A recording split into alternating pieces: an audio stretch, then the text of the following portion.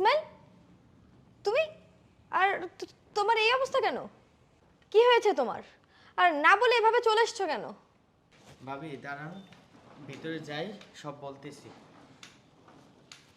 ভাইয়া কি হয়েছে আপনি আমাকে একটু খুলে বলুন তো।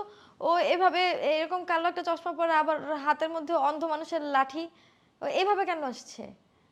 ভাবি, ভাইয়া বিদেশে যে কোম্পানিতে চাকরি করত, ওই কোম্পানিতে একটা বড় ধরনের দুর্ঘটনা ঘটে।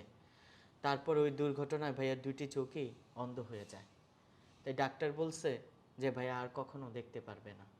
ভাইয়া তো এখন অন্ধ, এখন তাকে তো আর কোম্পানি বসায় বসায় টাকা দিবে না। তাই চিকিৎসা করিয়ে যতটুকু পারছে করিয়ে এখন দেশে পাঠিয়ে দিচ্ছে, আর আমি নিয়ে আসলাম। তা অন্ধ হয়েছে তো কি হয়েছে? অন্ধ হয়েছে তো দেশে আসার কি আছে? দেশে এসে কি করবে সে? অন্ধ হয়েছে, সে বিদেশেই থাকতো, বিদেশে বসে ভিক্ষা করতো, তাও কাজে লাগতো। এখানে সে এখন কি করবে? বিদেশে বসে ভিক্ষা করলেও না দেশে থেকে বেশি টাকা ইনকাম করা যায়। এখন সে এখানে বসে কি করবে? ঘাস কাটবে? ভাবি, আপনি এসব কি বলতেছেন?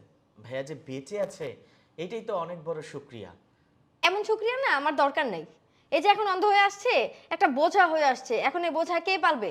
কে টানবে এই বোঝা? আমি তো এসব পারবো না। আচ্ছা এক কাজ করেন, আপনি এখন যান। হ্যাঁ ভাবি,